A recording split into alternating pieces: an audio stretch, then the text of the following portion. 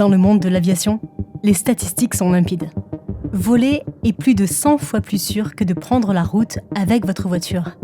Mais ne nous voilons pas la face. Une seule catastrophe aérienne peut emporter des centaines de vies. Et vous ne croirez jamais qu'un simple boulon défectueux peut tout faire basculer. Alaska 261, we are in a dive here. Alors, peut-on vraiment être aspiré par un trou dans le fuselage, comme dans les films ? Quelles sont vos chances de survie si l'avion s'écrase en pleine montagne ou au milieu de l'océan ? Et quels sont ces minuscules détails qui provoquent des crashs mortels ? Remontons dans le temps, jusqu'au 10 juin 1990, lorsque le commandant Timothy Lancaster prend les commandes du vol 5390 de British Airways. Il suit la procédure habituelle, active le pilote automatique et détache sa ceinture de sécurité. L'avion vole à une altitude de 5300 mètres lorsque l'impensable se produit. Le pare-brise explose devant le commandant. En quelques secondes, une décompression catastrophique survient, fait voler la porte du cockpit, remplit la cabine de brouillard et de vent violent, et pire encore, aspire le commandant Lancaster par l'ouverture. Par miracle, ses jambes s'en mêlent dans le tableau de bord et le vent déchaîné le maintient coincé là, suspendu dans le vide. Pendant que la panique gagne les passagers, l'équipage réagit immédiatement. Une hôtesse de l'air attrape le commandant par la taille, tandis qu'une autre parvient à remettre la porte du cockpit en place, permettant au copilote Alistair Hutchison de stabiliser l'appareil. Mais le pilote automatique se désactive et l'avion perd rapidement de l'altitude, menaçant la survie des 87 personnes à bord. Même si Hutchison entame une descente d'urgence, il doute de pouvoir poser l'avion seul. Et la situation empire. L'hôtesse tenant le commandant Lancaster s'épuise face au vent glacial, si bien qu'une collègue doit prendre le relais. Tout l'équipage pense que Lancaster ne survivra pas à un vol sous une telle pression et à une température glaciale de moins 17 degrés. Des doutes s'installent, faut-il continuer à le retenir ? Mais Hutchison interdit formellement qu'on le lâche, craignant que son corps ne soit aspiré dans les moteurs, condamnant l'avion à un crash inévitable.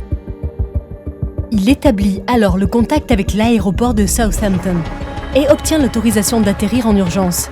À cet instant, le sort de tous les passagers repose entièrement sur les épaules d'Hutchison. 22 minutes après l'incident, il réussit miraculeusement à poser l'avion en toute sécurité. Les secours arrivent aussitôt. Les passagers sont terrifiés, mais pour la plupart indemnes. Le commandant Lancaster, en revanche, est dans un état critique. Les ambulanciers doivent vérifier son pouls pour confirmer officiellement qu'il est encore en vie. Contre toute attente, il l'est. Plus tard, il expliquera avoir tourné la tête pour créer une petite poche d'air pour respirer, mais il a perdu connaissance peu de temps après. Ça peut paraître invraisemblable, mais le commandant Lancaster ne souffrit que de gelures, d'un bras et d'un doigt cassés, de quelques coupures et d'échymoses. Après un traitement médical et une thérapie psychologique, il était de retour dans le cockpit, prêt à revoler, à peine 5 mois plus tard. L'enquête révéla que la catastrophe avait été causée par une absence de vérification après le remplacement du pare-brise. L'ingénieur en charge décida également de remplacer quelques boulons, mais il choisit des modèles plus fins, d'1 demi-millimètre seulement, ce qui affaiblit la fixation du pare-brise. Mais la fin heureuse du vol 5390 reste une rare exception. Et l'hôtesse Michelle Honda, ainsi que l'équipage du vol 243 d'Aola Airlines, peuvent en témoigner. Avançons maintenant jusqu'au 28 avril 1988. Ce jour-là, leur Boeing, âgé de 19 ans, ayant cumulé plus de 35 000 heures de vol entre les îles hawaïennes et effectué 90 000 décollages et atterrissages, avait passé son inspection sans problème et accompli 3 vols avant de décoller de Hilo vers Honolulu avec 95 personnes à bord. Le vol de 35 minutes débuta comme n'importe quel autre. La copilote Madeleine Tompkins et le commandant Robert Schnorchtheimer étaient aux commandes, tandis que Michelle Honda et 2 autres hôtesses assistaient les passagers. Mais lorsque le Boeing atteignit l'altitude de 7300 mètres, la situation bascula soudainement. Une décompression explosive se produisit dans la cabine. En quelques secondes, le toit au-dessus des 6 premières rangées se déchira et la porte du cockpit fut arrachée. À ce moment, l'hôtesse Clarabelle Lansing parlait aux passagers, mais en un clin d'œil, elle fut aspirée à travers l'ouverture. Une autre hôtesse fut frappée par des débris et perdit connaissance. Michelle Honda, bien qu'ayant reçu un choc à la tête, réussit à rester consciente et à venir en aide aux passagers. Cependant, elle ne pouvait rien faire pour ceux qui se trouvaient à ciel ouvert, exposés à une température de moins 45 degrés et à des vents soufflant à 500 km/h. À cause de ces conditions extrêmes, elle ne pouvait même pas atteindre le cockpit pour vérifier l'état des pilotes, car la communication radio avait été coupée. Pendant ce temps, Madeleine Tompkins et le commandant Stornsteimer regardaient à travers l'ouverture béante où se trouvait autrefois le toit et comprirent qu'ils faisaient face à une situation dramatique. Stornsteimer, vétéran chevronné de l'armée de l'air, prit les commandes et entama une descente rapide, tandis que Tompkins établit le contact avec la tour de contrôle de l'aéroport de Maui. Après des échanges frénétiques, ils finirent par obtenir l'autorisation d'atterrir, mais y parvenir relevait du miracle. L'avion se mit à tanguer d'un côté à l'autre après la décompression, et on découvrit plus tard qu'il était impossible de ralentir jusqu'aux 250 km/h nécessaires à un atterrissage sûr. Plus l'avion ralentissait, plus il devenait difficile à contrôler. Au milieu de ce chaos, Michelle Honda sentit que l'appareil descendait peu à peu. Elle décida alors de sécuriser sa collègue inconsciente allongée au bord du fuselage arraché. Elle pensait que la femme était déjà morte. Lorsque le commandant Schnorrsteimer s'approcha de l'aéroport pour amorcer l'atterrissage, un indicateur montra que le train d'atterrissage avant ne s'était pas déployé. Mais à cause des dégâts importants, il n'y eut pas d'autre choix que de tenter l'atterrissage. Et ce n'était pas leur seul problème. Il réussit à réduire la vitesse à seulement 315 km/h, soit 75 km/h de plus que la vitesse recommandée pour atterrir. Puis, le moteur gauche du Boeing tomba en panne. Schnorrsteimer n'avait aucun moyen de savoir si des passagers étaient encore en vie à bord. Mais il prit une décision cruciale, diriger l'appareil vers la piste. Dans un exploit défiant les lois de la physique, il réussit à poser l'avion. Cet atterrissage reste encore aujourd'hui l'un des plus incroyables de l'histoire de l'aviation. Selon les lois de la physique élémentaire, l'avion aurait dû se désintégrer en plein vol. En plus du fuselage et du moteur, les deux ailes, la queue et les stabilisateurs avaient subi de lourds dégâts. Mais le plus incroyable, c'est que tous les passagers ont survécu. 65 personnes furent blessées, certaines grièvement. Les secours furent débordés et durent transporter les blessés dans des bus de touristes. La seule victime de cette catastrophe aérienne fut Clarabelle Lansing, une hôtesse de l'air avec 37 ans d'expérience. La cause principale de l'accident ? L'usure de l'avion, des rivets fatigués, des pièces mal assemblées du fuselage et de la corrosion du métal. Mais peut-être que la vie de Lansing aurait pu être sauvée si un passager n'avait pas ignoré une fissure visible au-dessus du cockpit avant le décollage. Quant aux passagers du vol 261 d'Alaska Airlines, ils n'auraient pas pu repérer ce genre de signe avant-coureur. Le 31 janvier 2000, ce vol décolle de Puerto Vallarta au Mexique en direction de Seattle, avec une escale prévue à San Francisco. À bord se trouvent 83 passagers, dont Colleen Worley, 34 ans, venu fêter son anniversaire au Mexique, et dont les préparatifs de mariage l'attendaient à son retour. Tout se passait bien pendant un peu plus de 2 heures, jusqu'à ce que, près de Los Angeles, les pilotes remarquent un problème avec les stabilisateurs horizontaux, un élément essentiel pour le contrôle de l'appareil. Le commandant Ted Thompson et le copilote William Tansky signalent immédiatement le dysfonctionnement à Los Angeles. Tous deux sont d'anciens militaires et des pilotes expérimentés, mais ne comprennent pas pourquoi les stabilisateurs ne répondent plus. Ils proposent un atterrissage d'urgence, mais le contrôleur insiste pour qu'ils poursuivent leur trajectoire initiale. Et puis, l'impensable se produit. À une altitude de 9600 mètres, l'avion plonge brutalement. En à peine 80 secondes, il s'effondre dans une descente vertigineuse. Les pilotes font de leur mieux, tout en tenant le sol informé de chaque évolution de la situation. Alaska 261, we are in a dive here. Quand le commandant Thompson annonce calmement que l'avion est en train de tomber, le contrôleur, choqué, lui demande de répéter. We're at 26,000 feet. We are in a vertical dive. Not a dive yet, but we've lost vertical control of our airplane. Les pilotes du vol 261 confirment qu'ils ont perdu le contrôle de l'appareil. Un silence pesant envahit le centre de contrôle jusqu'à ce que Thompson envoie un nouveau message. 261, we're at 24,000 feet, kind of stabilized. Ils ont réussi à stabiliser l'appareil à environ 7300 mètres. Mais lorsque le commandant rassure le contrôleur en affirmant que tout est sous contrôle, le copilote Will Tansky intervient sèchement. Ce n'est pas le cas. Et tout le monde au sol sait qu'il a raison. Après avoir obtenu l'autorisation d'atterrir en urgence à Los Angeles, le commandant informe les passagers, essayant de ne pas les affoler. Mais les passagers qui viennent de vivre une chute libre ne sont pas dupes. Colleen Worley comprend que ses projets de mariage viennent de s'envoler.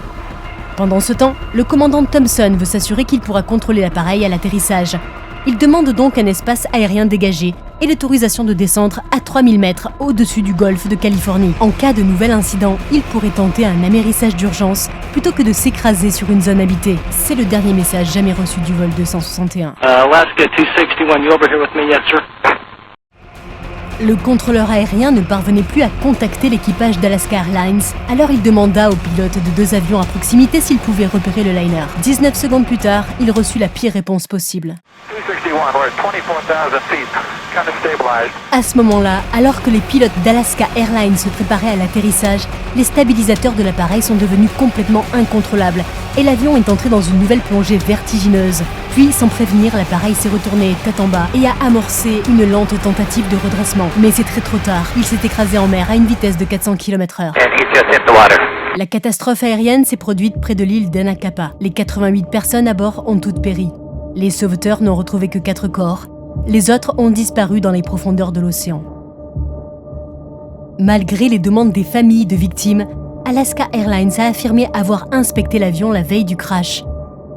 Mais l'enquête révéla que l'accident avait été provoqué par une seule vis, essentielle au fonctionnement des stabilisateurs horizontaux. Cette vis était gravement usée, faute de lubrification. Et ce n'est pas tout. Au moment du drame, des enquêteurs fédéraux examinaient déjà plusieurs violations au sein de la compagnie. Un mécanicien d'Alaska Airlines, John Liotin, leur avait transmis de nombreuses preuves. Mais, en 2001, Liotin conclut soudainement un accord avec la compagnie et l'affaire fut abandonnée. À la place de la justice, les familles des victimes n'ont reçu qu'un mémorial avec des plaques de nom. Pendant ce temps, Alaska Airlines reste l'une des plus grandes compagnies aériennes d'Amérique du Nord, tout comme Japan Airlines en Asie. Leurs avions transportent toujours des milliers de passagers sur les itinéraires domestiques très fréquentés entre Tokyo et Osaka. Le 12 août 1985, un Boeing âgé de 11 ans assurait justement cette liaison. Lors du vol 123 de Japan Airlines, il y avait 524 personnes à bord, équipage compris. Parmi elles, une jeune hôtesse de l'air, Yumi Ochiai, qui pour une fois, voyageait comme passagère. L'avion décolle et commence à prendre de l'altitude. Dans le cockpit ce jour-là, le commandant Masami Takahama, le copilote Yutaka Sasaki et l'ingénieur de vol Hiroshi Fukuda, un technicien très expérimenté. Que pourrait-il bien se passer de grave ? Pourtant, 12 minutes après le décollage, à environ 7300 mètres d'altitude, une explosion retentit à bord. L'appareil est immédiatement envahi par un brouillard dense et les masques à oxygène tombent dans la cabine et le cockpit. Yumi Ochiai et les autres hôtesses se précipitent pour aider les passagers, tandis que les pilotes réalisent qu'un événement dramatique est en cours. L'avion se met à trembler comme un navire en pleine tempête. L'équipage contacte immédiatement le contrôle aérien et demande l'autorisation de faire demi-tour. Okay, it's been 1, 2, 3. We got some.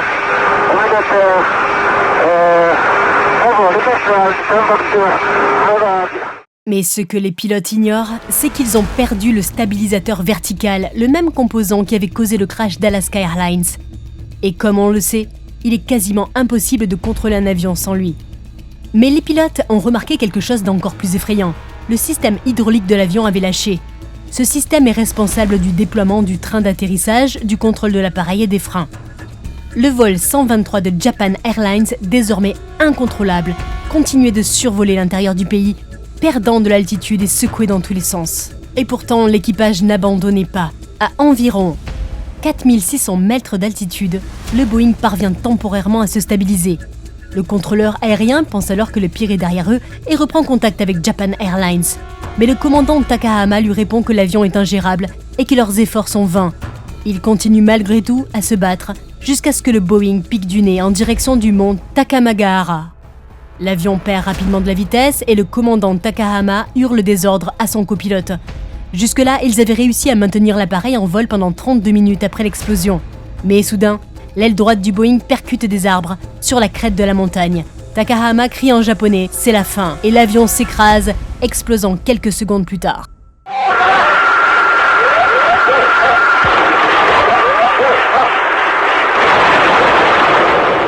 Juste avant cela, Yumi Ochiai ressent plusieurs secousses violentes, puis son siège est arraché et vient l'écraser.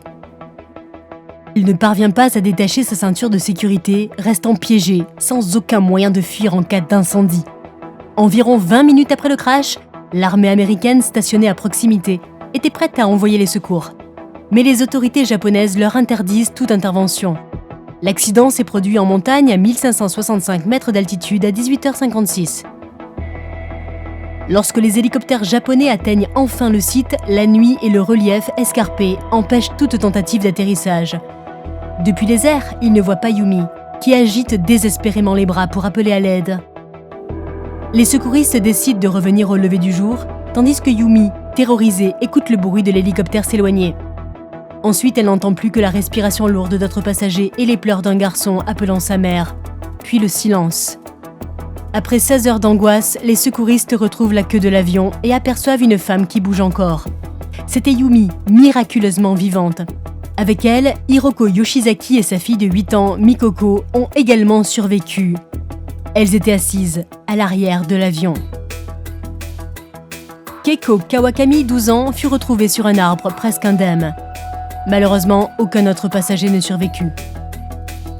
Parmi les décombres, les sauveteurs découvrirent de nombreux messages d'adieu. Dans les dernières minutes, les passagers avaient écrit des mots à leurs proches, disant adieu à la vie. I never dreamed that the dinner we had last night would be our last together. Les médecins confirmèrent que beaucoup plus de personnes avaient survécu au crash, mais n'avaient pas pu s'en sortir vivantes.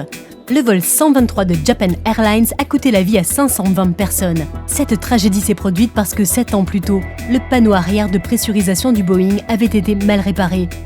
Avec le temps, une fissure est apparue, provoquant une décompression catastrophique et l'accident aérien le plus meurtrier de l'histoire du Japon. Alors, si un seul composant défectueux peut entraîner un tel drame, l'aviation est-elle vraiment aussi sûre qu'on le croit ? La vérité, c'est que même les avions qui semblent en parfait état peuvent être victimes de crashs mortels, parfois avant même de décoller. Voici l'histoire des vols KLM et Panam. Le 27 mars 1977, l'aéroport espagnol de Gran Canaria fut fermé à cause d'une alerte à la bombe.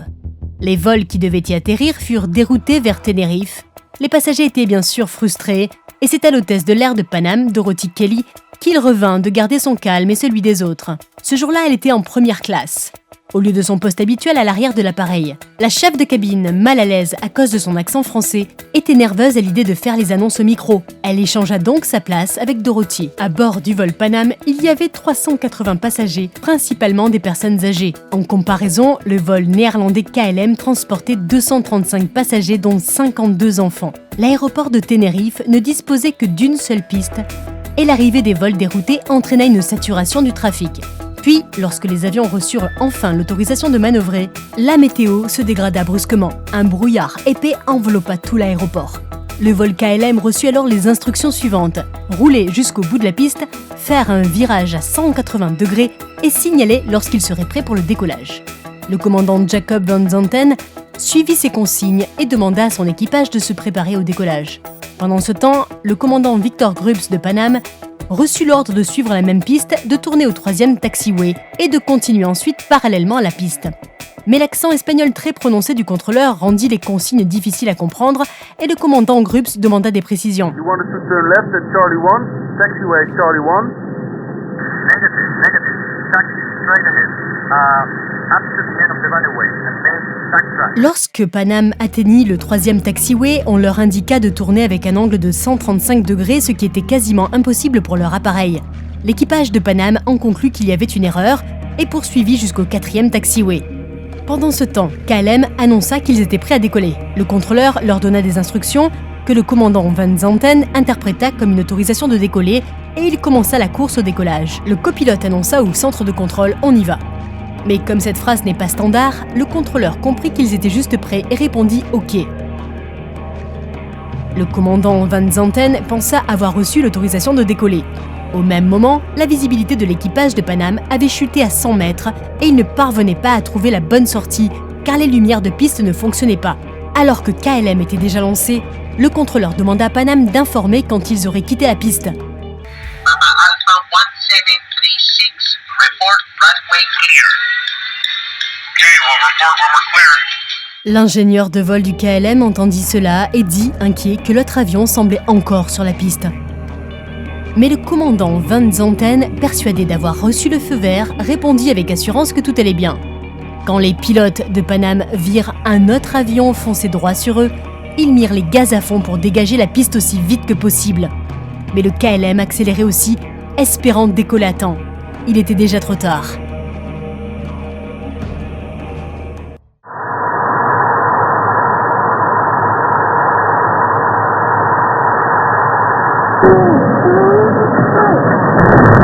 À 259 km/h, le KLM entra en collision avec le Pan Am. Au moment de l'impact, Dorothy Kelly prenait un café avec 2 collègues lorsqu'elle fut propulsée à travers le plancher et se retrouva dans la soute. Incroyable mais vrai, elle resta consciente et comprit vite ce qui venait de se passer. Elle commença à guider les passagers vers une ouverture dans le fuselage. Soudain, un incendie éclata. Malheureusement, lorsque les pompiers arrivèrent, ils se dirigèrent vers l'avion KLM qui était déjà irréparable. Les 248 personnes à bord du vol KLM ont toutes péri. Mais les secours de Pan Am ne sont arrivés que 20 minutes plus tard. Pendant ce temps, Dorothy, malgré une blessure à la tête et un bras cassé, a continué à sauver des passagers. Elle a réussi à tirer le commandant hors de l'épave, quelques secondes seulement avant qu'un des moteurs explose. Ensuite, tous deux ont aidé les blessés. Plus tard, ils apprirent que seuls 61 passagers de leur vol avaient survécu, tandis que les 335 autres avaient perdu la vie. Cette tragédie reste à ce jour la plus meurtrière de toute l'histoire de l'aviation, ayant coûté la vie à 583 personnes. Cette catastrophe fut causée par des incompréhensions entre la tour de contrôle, les commandants et leurs équipes. Et même si la plupart des pires accidents aériens remontent à plusieurs décennies, les accidents mortels continuent de se produire à une fréquence inquiétante. Parfois, ce sont les plus petits détails, comme un malentendu avec un contrôleur aérien ou un simple boulon trop fin d'un demi-millimètre qui mène au désastre. Alors, n'oubliez pas, attachez votre ceinture, likez cette vidéo et abonnez-vous à notre chaîne